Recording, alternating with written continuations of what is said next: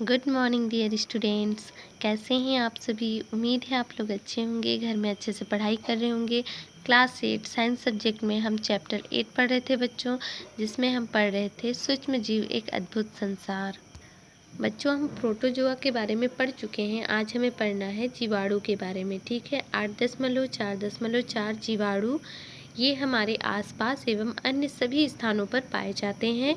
इन्हें सबसे पहले 1675 ईस्वी में एंटोनी वॉन लीवेनहॉक नाम के वैज्ञानिक ने स्वयं के बनाए सूक्ष्मदर्शी की सहायता से देखा। जीवाणु प्रायः गोलाकार, छड़ाकार, सर्पिलाकार होते हैं। ठीक है बच्चों, यहाँ पर आप सभी देख सकते हैं ये जीवाणुओं का स्ट्रक्चर है। ये विभिन्न आकार के जीवाणु हैं, है ना। यानी कि जीवाणुओं का जो आकार है ये विभिन्न अलग अलग प्रकार के होते हैं। आप सभी यहाँ डायग्राम के थ्रू देख सकते हैं। ठीक है, गोलाकार होते हैं, कोई छड़ाकार होते हैं। देखो ये छड़ाकार आकार के हैं, कोई सर्पिलाकार होते हैं। तो जीवाणु विभिन्न आकार के होते हैं। चित्र 8.10 में हम देख चुके बच्चों।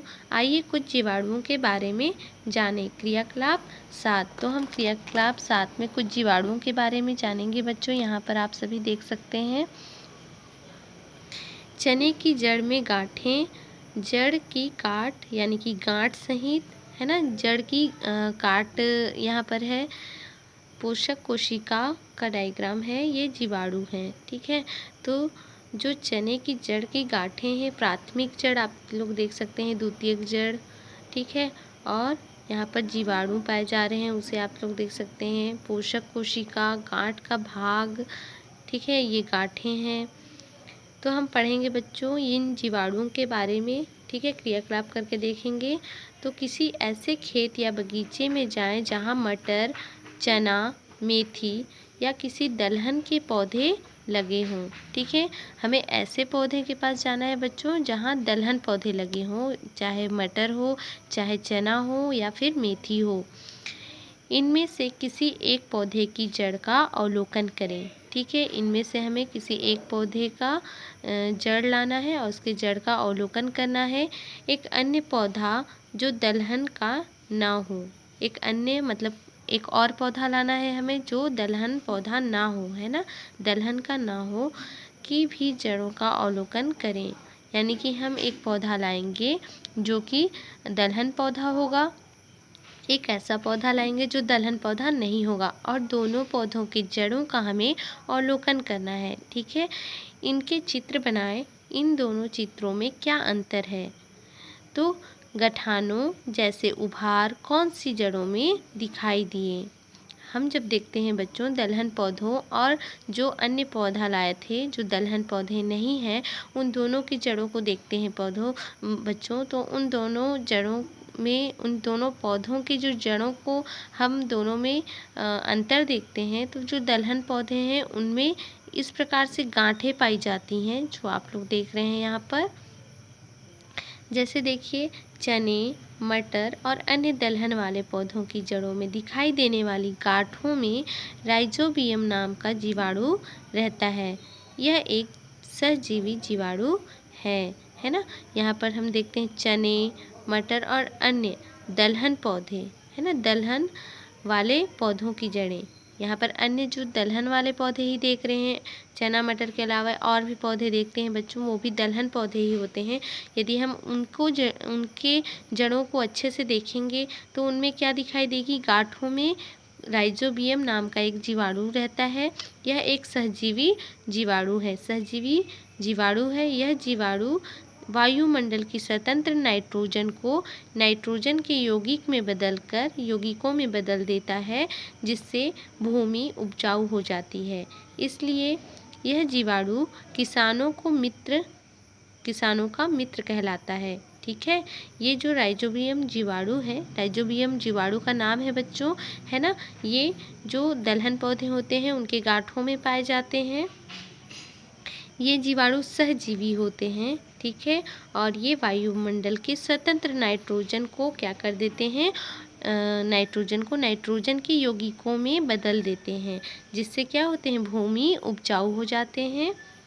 इसी प्रकार से हम चित्र 8.11 का क ख ग और ख नंबर का देखेंगे। यहाँ पर आप सभी देख सकते हैं 8.11 का डायग्राम। चने की जड़ है यहाँ पर जड़ की काट लिए हैं, है ना। इस प्रकार से जीवाणुओं को हम देख सकते हैं किस प्रकार से गांठों में जीवाणु पाए जाते हैं। अब हम देखेंगे क्रियाकलाप 8। आवश्यक सामग्री में हम लेंगे 2 कटोरियाँ, थोड़ा दूध लेंगे, दही, चम्मच और गर्म करने का साधन लेंगे। ठीक है, हमें यहाँ पर 2 कटोरी लेना है बच्चों और थोड़ा सा दूध लेना है ना। दही लेना है और चम्मच लेंगे। गर्म करने का साधन आप कुछ भी ले सकते हैं, मोमबत्ती ले सकते हैं या गैस ले सकते हैं। ठीक है, दोनों कटोरियों में हल्का गर्म दूध लें। हम 2 कटोरियाँ लिए हैं, उनमें थोड़े से हल्का गर्म दूध लेना है। ठीक है, अब एक कटोरी में चौथाई चम्मच दही मिलाइए, है ना। जो एक कटोरी है उसमें हम चौथाई चम्मच, आप सभी जान सकते हैं चौथाई चम्मच मतलब 4 चम्मच हम क्या लेंगे। अब हम क्या करेंगे बच्चों, जो कटोरी में चौथाई चम्मच दही मिलाए हैं तो दूसरी कटोरी को बिना दही मिलाए ही रखना है ना। तो बिना दही जब हम मिलाए रखते हैं दोनों कटोरियों को, तो दोनों कटोरियों को ढक देंगे और 4 से 5 घंटे बाद अवलोकन कर निम्नलिखित प्रश्नों के उत्तर अपनी कॉपी में लिखें। तो बच्चों, हम जानते हैं जो हल्के गर्म दूध होते हैं उनमें जब हम चौथाई चम्मच दही मिलाते हैं, चौथाई चम्मच का मतलब होता है, मान लो हम जो दही की मात्रा है वो थोड़ा सा डालते हैं। ठीक है, 1 चम्मच डाल दिए तो क्या होता है, वो दूध दही में बदल जाता है ना। जब हम 4 से 5 घंटों बाद उन कटोरियों को देखते हैं तो हमें पता चलता है बच्चों कि जो दही डाले थे जिस कटोरी में, दूध वाले कटोरी में, तो वो दूध दही में परिवर्तित हो जाता है। ठीक है, और जिस दूध वाले कटोरी में हम दही नहीं डाले थे वो दूध दही में नहीं बदलता। तो हम देखते हैं बच्चों, फर्स्ट में दही किस कटोरी में जमा, सेकेंड दही क्यों जमा, है ना। तो हम देखते हैं बच्चों कि दही किस कटोरी में जमता है, जिस दूध में हम थोड़ा सा दही मिलाए थे। ठीक है, और क्यों जमता है, तो देखेंगे दही में उपस्थित लैक्टोबिलस नाम के जीवाणु दूध की शर्करा को अम्लीय पदार्थ में बदल देते हैं, है ना। वो जो दही में उपस्थित होता है बच्चों, लैक्टोबिलस नाम का जीवाणु उपस्थित होता है। ठीक है, ये क्या करता है, दूध की शर्करा को अम्लीय पदार्थ में बदल देता है। इसी कारण से क्या होता है, दही खट्टा होता है ना। अम्लीय पदार्थ में बदल देता है इसलिए हमें दही खट्टा लगता है, क्योंकि अम्ल पदार्थ स्वाद में खट्टे होते हैं। जिससे दूध गाढ़ा होकर दही के रूप में बदल जाता है। ये जीवाणु हल्के गर्म दूध लगभग 37 डिग्री सेल्सियस में तेजी से वृद्धि और प्रजनन करते हैं, है ना। यानी कि 37 डिग्री सेल्सियस में तेजी से ये क्या करते हैं, वृद्धि और प्रजनन करते हैं। इसलिए दही जमाने के लिए उसे हल्के गर्म स्थान पर रखा जाता है तथा जमने के बाद दही को फ्रीज में या किसी ठंडे स्थान पर रख देते हैं, जिससे जीवाणुओं की वृद्धि धीमी हो जाए, है ना। क्या होता है, दही को, है ना, जब दूध में हम दही मिलाते हैं तो कम से कम क्या होना चाहिए, लगभग 37 डिग्री सेल्सियस में तेज़ी से वो क्या करते हैं, वृद्धि करते हैं। दूध हल्का हमारा गर्म होता है, जिससे दही डालते ही वो दही में जो लैक्टोबैसिलस नाम के जो जीवाणु होते हैं वो जीवाणु वृद्धि करते हैं। ठीक है, और प्रजनन भी करते हैं। आप सभी जानते हैं वृद्धि और प्रजनन के बारे में। ठीक है, तो प्रजनन के दौरान क्या होता है, बहुत सारे जीवाणु उनमें उपस्थित होते हैं, है ना। बहुत सारे जीवाणु बनते जाते हैं, आते जाते हैं, प्रजनन होते जाता है, बहुत सारे जीवाणु आते हैं, फिर जिससे क्या होता है, दूध से दही में परिवर्तित हो जाता है ना। जो पूरा दूध था वो फिर दही में बदल जाता है और दही जम जाने के बाद क्या करते हैं, दही को किसी ठंडे स्थान पर रखा जाता है। ठीक है, क्यों, क्योंकि उसमें जो जितने जीवाणु वृद्धि कर चुके हैं फिर से वो जीवाणु की वृद्धि थोड़ा क्या हो जाए, धीमी गति हो जाए। इस कारण से फिर से दही अधिक खट्टा ना हो जाए, इसलिए उसको ठंडी जगह पर रखते हैं, है ना। कुछ जीवाणु जंतुओं, गाय, हिरण आदि के शरीर के अंदर रहते हैं। ठीक है, कुछ जीवाणु क्या होते हैं, जंतुओं जैसे कि गाय, हिरण, इनके अंदर शरीर के अंदर पाए जाते हैं। ठीक है, शाकाहारी जंतुओं की आहार नाल में रहने वाले जीवाणु सेल्यूलोज को पचाने में सहायता करते हैं। कुछ जीवाणु चमड़ा, शोधन, फलों के रस या शर्करा से सिरका बनाने आदि उद्योग में भी उपयोगी होते हैं। कभी कभी हमारे घर में रखी खाने की बासी चीज़ों से दुर्गंध आने लगती है ना बच्चों। हम क्या करते हैं, कभी कभी रात में बने जो खाना होता है वो बच जाता है ना। तो वो फिर दिन के टाइम वो क्या हो जाता है, बासी हो जाता है सुबह टाइम। तो उनमें से क्या होता है, बासी जब कोई चीज़ बहुत टाइम तक रहता है तो उससे दुर्गंध आने लगती है, क्योंकि सूक्ष्म जीव खाने की चीज़ों को अन्य जैव पदार्थ जैसे चमड़ा, लकड़ी, जीवों के मृत शरीर आदि को सड़ा गला देते हैं, है ना। सड़ा कर क्या कर देते हैं, वो गला देते हैं। इस प्रक्रिया को क्या कहते हैं, विघटन कहते हैं। यह प्रक्रिया लाभदायक भी हो सकती है और हानिकारक भी।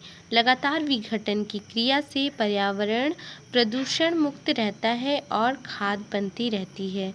ठीक है बच्चों, इससे क्या होता है, इस प्रक्रिया से लाभदायक भी होता है ना, लाभदायक या फिर हानिकारक भी होता है।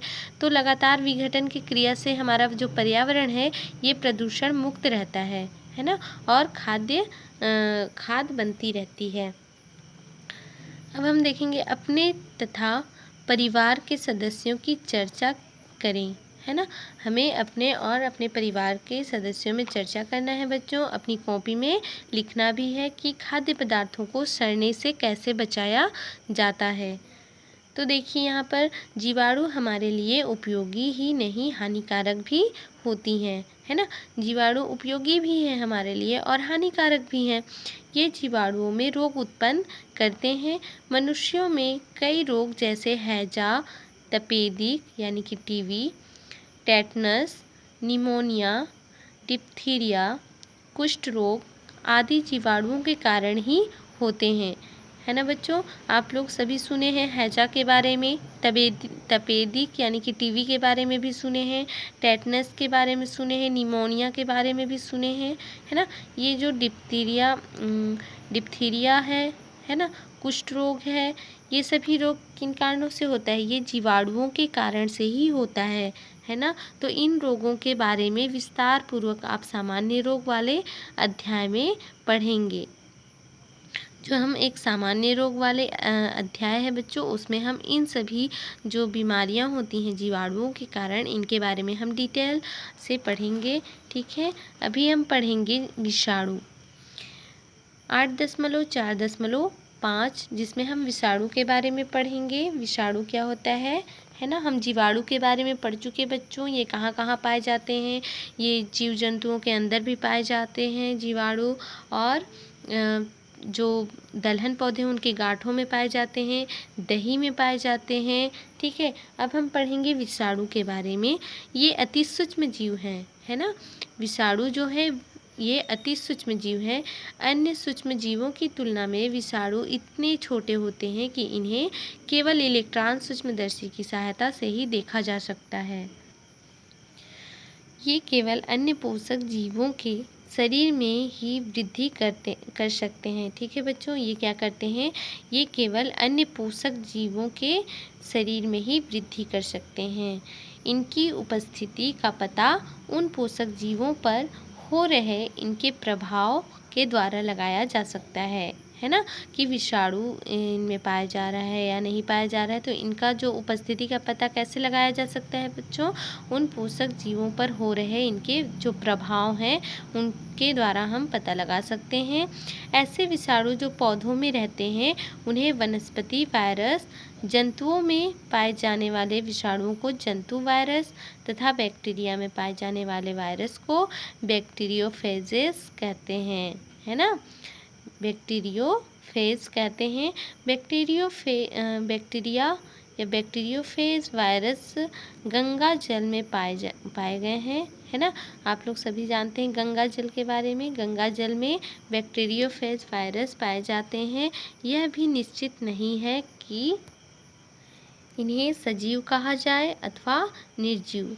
तो बच्चों ये अभी निश्चित नहीं है कि इन्हें सजीव कहा जाए या फिर निर्जीव कहा जाए, ठीक है, विषाणु को, क्योंकि पोषक कोशिका के बाहर ये निर्जीव कण की तरह होते हैं, है ना।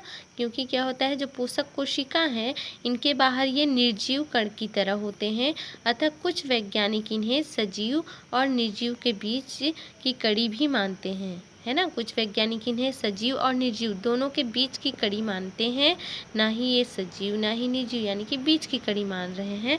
कुछ रोग जैसे सर्दी, जुखाम, बुखार, फ्लू, नेत्र रोग, है ना, कंजक्टिवाइटिस, और जिसे हम आँख आना भी कहते हैं, आदि बहुत तेज़ी से फैलते हैं। हम देखें हैं बच्चों, आँख जो आता है वो बहुत तेज़ी गति से फैलता है। यदि आँख किसी को आया है, हम उन्हें देखते हैं तो वो उनके आसपास हैं और हम उन्हें देखे हैं, ठीक है, आसपास मतलब है, मतलब वो हमारे में भी हो जाएगा। इस प्रकार से बहुत तेज़ी गति से फैलता है। सर्दी जुकाम भी बच्चों, यदि हमारे समीप में सर्दी जुकाम वाला किसी को हुआ है, वो है, तो हमें हो जाता है बहुत जल्दी, है ना। और जो फ्लू होता है, ये भी आप सुने हैं फ्लू के बारे में, ठीक है, ये सभी तेज़ी से फैलते हैं। इनके अलावा रेबीज़, पोलियो, खसरा, एड्स आदि भी मनुष्यों में होने वाले विषाणु जनित रोग हैं, है ना। ये सब विषाणु जनित रोग हैं बच्चों। विषाणुओं को ये उत्पन्न करते हैं, निर्माण करते हैं विषाणु का। तो विषाणु अन्य जंतुओं और पौधों में भी अनेक रोग पैदा करते हैं, है ना। विषाणु जंतुओं और पौधों में भी अनेक रोग पैदा करते हैं, ठीक है। ये रोगों को उत्पन्न करते हैं बच्चों, विषाणु जो हैं। अपने अखबारों, टेलीविज़न और रेडियो के द्वारा HIV एड्स के बारे में जाना होगा। मनुष्यों में एड्स भयानक और जानलेवा होता है, इसका कोई इलाज नहीं है। तो बच्चों एड्स का जो है इलाज नहीं है ना, ये बहुत खतरनाक बीमारी होता है, ठीक है, किंतु बचाव के उपायों को अपना कर इससे बचा जा सकता है ना। इनसे कैसे बचा जा सकता है बच्चों, इनके बचाव का उपाय है उसे अपनाकर बचा जा सकता है। इसलिए सभी संचार माध्यम लोगों को सचेत कर रहे हैं कि एड्स से संबंधित जानकारी एकत्र कर निम्न प्रश्नों के उत्तर अपनी कॉपी में लिखें। जैसे एड्स फैलाने वाला विषाणु का नाम क्या है, HIV एड्स का पूरा नाम क्या है, ठीक है बच्चों। यहाँ पर बच्चों आप सभी एड्स फैलाने वाले विषाणु का नाम क्या है, नाम बताएंगे, HIV का पूरा नाम बताएंगे, ठीक है। ये आप लोगों का होमवर्क है, ठीक है। इन दोनों क्वेश्चन का आंसर आप लोग लिखेंगे अपनी कॉपी में और मुझे सेंड करेंगे मेरे नंबर पर, ठीक है। HIV का पूरा, यानी कि ये एड्स है बच्चों, HIV इसका फुल फॉर्म लिखेंगे, ठीक है। अब हम देखेंगे 8.5 सूक्ष्म जीवों का हमला और हमारे शरीर का मुकाबला। आपने देखा हमारे आसपास हवा, पानी, मिट्टी तथा खाद्य पदार्थों में रोग पैदा करने वाले अनेक सूक्ष्मजीव उपस्थित होते हैं, जो प्रदूषित पानी, भोजन, हवा, दूषित रक्त या वाहक जीवों के माध्यम से हमारे शरीर में प्रवेश करते हैं। हम पढ़ चुके हैं बच्चों, जैसे क्या होता है, एनाफ्लिज जो मच्छर होते हैं, है ना, ये एक वाहक का कार्य करते हैं, है ना, जो एक दूसरे स्थान के दूसरे शरीर के रोग को किसी और शरीर में जाकर पहुंचाने का कार्य करते हैं, यही वाहक का कार्य कहलाता है। तो क्या होता है, जो प्रदूषित पानी होता है, भोजन होता है, हवा, दूषित रक्त होता है, तो वाहक जीवों के माध्यम से है ना, वाहक क्या कहते हैं, जीवों के माध्यम से हमारे शरीर में प्रवेश करते हैं, किंतु हम हर समय रोगग्रस्त नहीं होते हैं, है ना। क्या होता है, हम हर समय रोगग्रस्त नहीं होते हैं। इसका कारण है हमारे शरीर की रोगों से लड़ने की क्षमता, है ना। हमारे शरीर में प्रतिरोधक क्षमता पाया जाता है बच्चों, आप सभी जानते हैं, है ना, जिसकी वजह से जो छोटे मोटे हमारे शरीर में होने वाले जो जुकाम होते हैं, सर्दी खांसी होते हैं, है ना, इनसे लड़ा जा सकता है। हमारे शरीर में जो पाए जाने वाले प्रतिरोधक क्षमता है ना, उससे जो ये कहूँगी बच्चों कि हमारे शरीर में जो भी छोटे मोटे बुखार होते रहते हैं, सर्दी खांसी होते हैं, तो कभी कभी क्या होता है, इनके लिए दवाई करने का भी ज़रूरत नहीं होता है। हमारे शरीर में प्रतिरोधक क्षमता पाई जाती है, जिससे वो शरीर उन रोगों से लड़ने की क्षमता होती है और वो रोगों से लड़ लेते हैं, है ना, और हम ठीक रहते हैं। पर क्या होता है, कभी कभी होता है कि हमारे जो शरीर का जो क्षमता है, प्रतिरोधक क्षमता, वो कब कम रहता है, तो वो नहीं लड़ पाता है, ठीक है, और हमें सर्दी खांसी जुकाम पकड़ लेता है। और यदि हमारी इम्यूनिटी शक्ति अच्छी है ना, प्रतिरोधक क्षमता अच्छी है, तो ये छोटे मोटे बुखार, सर्दी खांसी, इन सभी से हमें छुटकारा मिल सकता है, यदि हमारी प्रतिरोधक क्षमता सही है तो यहाँ पर हम देख रहे हैं बच्चों, सबसे पहले तो रोगाणु हमारी त्वचा, नाक और गले की म्यूकस झिल्ली, आंसू, नाक के बालों आदि के द्वारा रोक लिए जाते हैं, है ना। क्या होता है कि जो प्रतिरोधक क्षमता है हमारे शरीर में, जो सबसे पहले क्या करते हैं रोगाणु, हमारे त्वचा के द्वारा भी प्रवेश कर सकते हैं, नाक के द्वारा प्रवेश कर सकते हैं, है ना, और हमारे आँख के द्वारा, नाक के द्वारा, ये सभी चीज़ों से क्या कर सकते हैं, वो प्रवेश कर सकते हैं, है ना। तो इन रोगों से कैसे बचा जा सकता है बच्चों, इन विषाणुओं से कैसे बचा जा सकता है, तो सबसे पहले क्या करेंगे, त्वचा है, नाक है और गले की म्यूकस झिल्ली होती है, आंसू है, नाक के बाल हैं, है ना, हमारे नाकों में छोटे छोटे बाल पाए जाते हैं, तो ये सब बालों आदि के द्वारा रोक लिए जाते हैं। कुछ रोगाणु मूत्र और पसीने के द्वारा भी बाहर भेज दिए जाते हैं, है ना। तो कुछ रोगाणु होते हैं, मूत्र और पसीने के द्वारा भी बाहर भेज दिए जाते हैं और कुछ शरीर में रहकर भी कोई नुकसान नहीं कर पाते हैं। तो आपने पढ़ा है, हमारे रक्त में श्वेत रक्त कणिकाएँ होती हैं, है ना।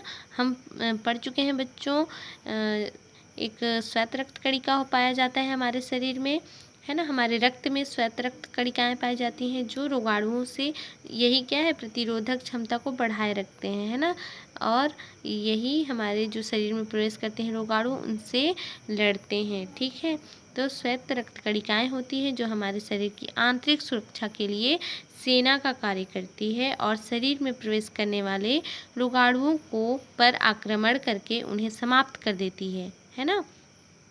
ये श्वेत रक्त कणिकाएँ ही हमारे शरीर में प्रवेश करने वाले रोगाणुओं से लड़कर क्या करते हैं, उन्हें समाप्त कर देते हैं, जिससे हमारे शरीर में होने वाली जो बीमारियां होती हैं, जो रोग होती हैं, है ना, वो पहले ही ख़त्म हो जाती हैं, ठीक है बच्चों।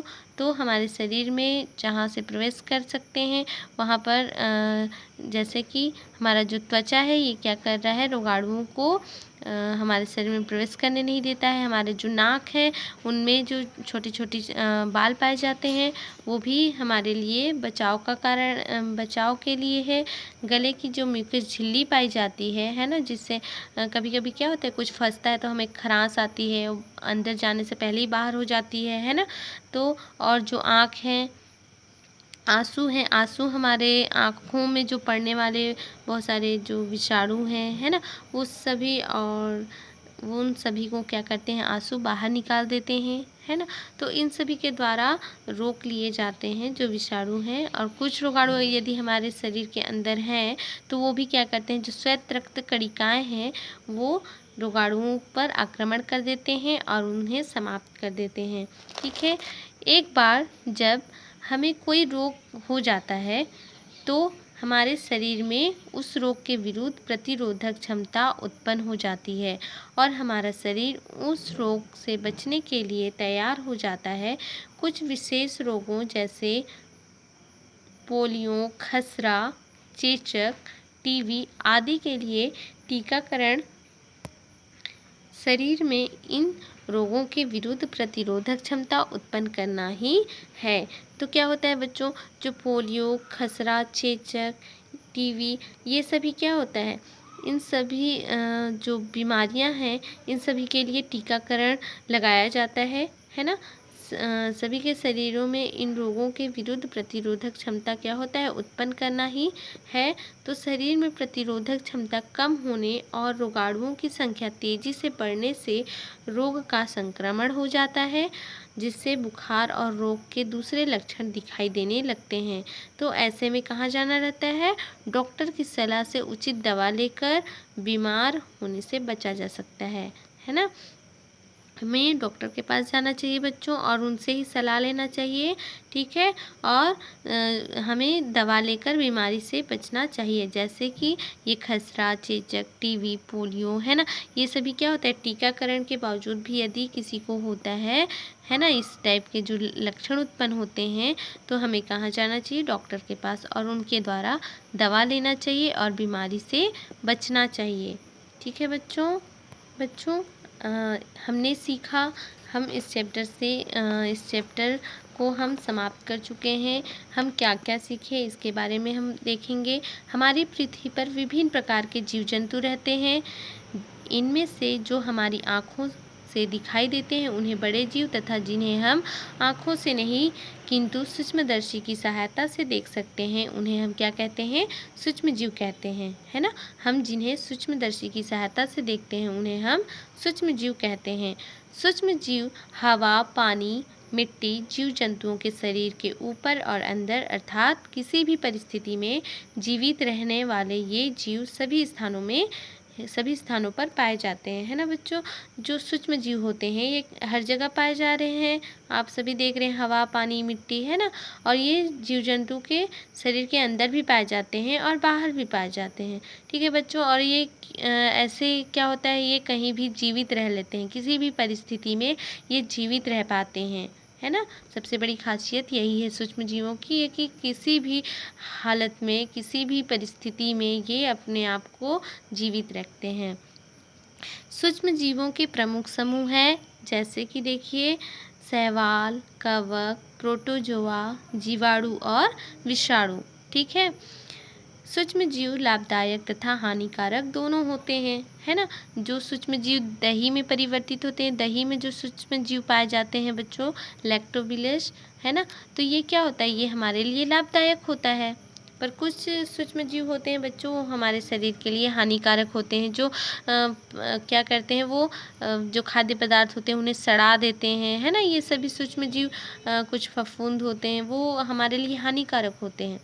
लाभदायक सूक्ष्म जीव विभिन्न उद्योगों में तथा भोज्य उत्पादों के निर्माण में उपयोगी होते हैं। जैसे देखिए, जो लाभदायक सूक्ष्म जीव हैं, है ना, वो हमारे भोज्य उत्पादों के निर्माण के लिए किस तरह से उपयोगी होते हैं और कौन कौन उपयोगी होते हैं। तो जैसे कि दही, डबल रोटी, इडली, डोसा आदि बनाने के लिए क्या होते हैं, ये सूक्ष्म जीव उपयोगी होते हैं, लाभदायक सूक्ष्म जीव हैं, है ना।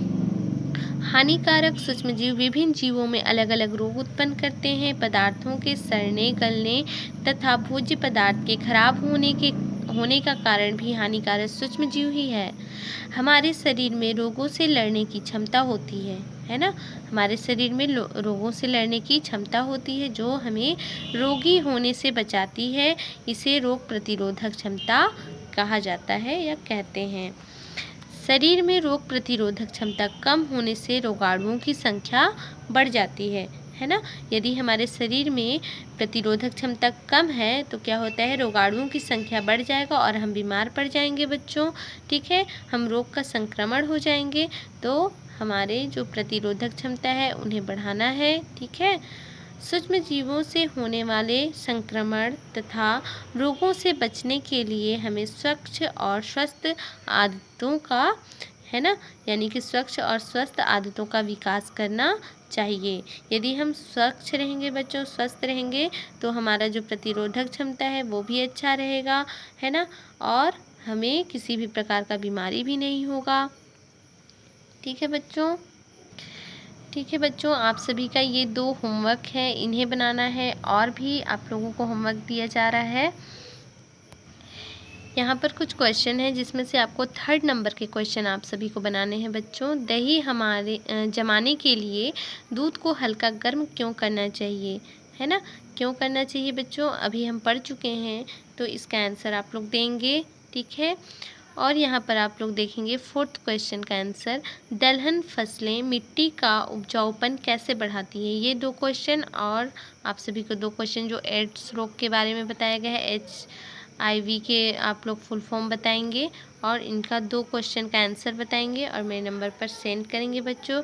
ठीक है बच्चों, हम नेक्स्ट वीडियो में नेक्स्ट चैप्टर पढ़ेंगे, चैप्टर 9 प्रकाश का अपवर्तन के बारे में पढ़ेंगे बच्चों, है ना। और ये हमारा चैप्टर समाप्त होता है। ठीक है बच्चों, बाय बाय, टेक केयर।